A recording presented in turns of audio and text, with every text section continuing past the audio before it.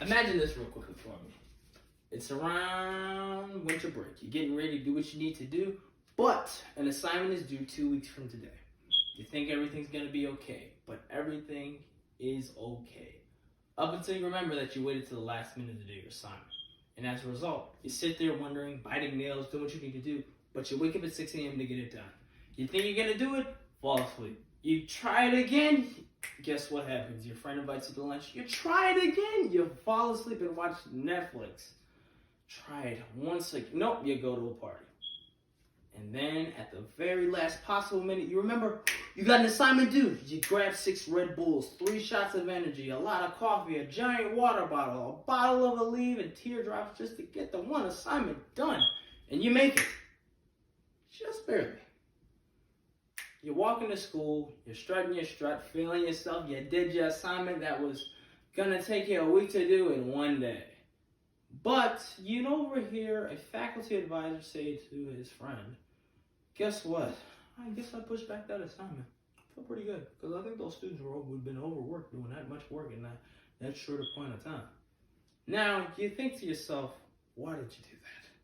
Why did you wait till the last possible minute to do an assignment just to find out it's not even due today? Now, more often than not, everybody's been in these shoes. And we've all seen from this lovely anecdote that procrastination is one of the things that may cause a lot of pain, strife, and anguish to many. Now, the first thing first is we need to know, as a result, of what we're going to do to alleviate this thing. And with this speech, it'll teach you a 6-step plan, a 6-step plan with subsets each to teach you what to do as a result to alleviate procrastination. The first things first is what we need to do and what we need to stop. What is procrastination? It's defined as a noun by the Oxford English Dictionary, which is the action of delaying or postponing something that is worthwhile or very much important. This leaways into step 1 of our plan with its 2 sub-steps, which is knowing the due dates. Now, due dates can make or break you. Depending on how you feel about them, how you do them, and what you formulate a plan, depends on what you do to these due dates. Now, time is relative. Everything moves forward. You can't stay in the past, but you got to stay in the future. And as a result, you have to think of how you're going to do it, and which often leads to our brain litigating and thinking to ourselves what we need to do, which leads us into subset 1A, forming a plan. Now, a plan is like a sword and shield. It protects and defends. A plan helps us to do what we need to do in the most crucial parts of the day. As a result, we form a plan to do things early that are more difficult and to do things that are more difficult at the later. As a result, by doing so, this helps us to subset to do things that we need to do and group the things that are more often than not difficult together. Step 2, or subset 1B, is known as setting reminders. Everyone has slept through an alarm clock, yours truly included. But we need to focus as a result of doing things as a result of due dates. Due dates make or break you. I repeat, they make or break you, which means if you don't pay attention to them, they can become very much hazardous to you and your health. So as a result, we need to remind ourselves to do what we need to do on a variable and constant basis.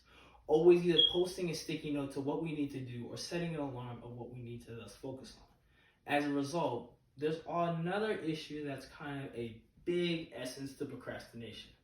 What is that? Cutting out distractions. Now, the human brain is the most volatile, wonderful computer. But it only takes around 23 seconds for us to roughly get distracted and around 50 seconds to get focused. That's like a full minute. Now, the one thing that can obviously keep us focused and always long goals is, well, like I said, setting goals. A goal in a term is like an unmet obligation. Something we need to do that is ahead and set in front of us. Something that we keep reaching for, a trophy, something to keep running. An everlasting life in ways to which we need to keep grabbing for. Something that, as a way, is a subset, a step we need to take to make sure things get done. It almost goes hand in hand with the planning phase, almost like brother and sister. But as a result, setting a goal helps us to reach to that obligation. And with a plan, it allows us to do so. So we have a plan, we have a reminder, and we know to cut out distractions. So what are we missing? It's almost like we need a plan to do this thing. Or a study space. Now, a study space is often defined as a black box room in which we cut out any external or exterior noise. We need a place to which we can function, to focus, to make sure that we get such things done on time. Because due dates are important. I keep saying it till you remember it. Now, a steady space may include a little bit of food, some music, anything that you need to remember and function as a result to do what you need to do.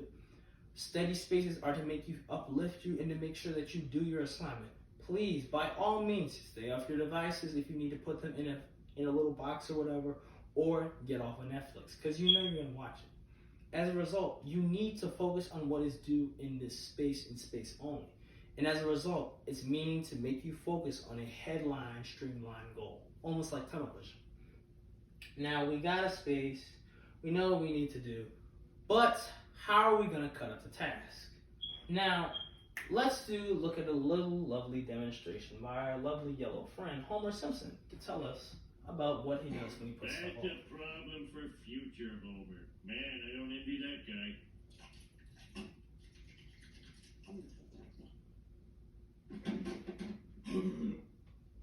Now, as our potent yellow friends taught us, often more than not, when you procrastinate, you put a lot more on your future self, which as a result is not really good organization of time and our tasks. So, as a result, we need to cut up our tasks is what we need to do along the aisle. We need to do step 3, which is divide up our tasks, and the sub-step, which is motivate ourselves to do so. Dividing up our task allows us to focus on what we need to do that is most important. As a result, the Eisenhower matrix is a perfect way to divide up your tasks to what is most important to what is least important. As a result, making sure everything falls and aligns everything in a neat little stack to make sure that we focus on what we need to do.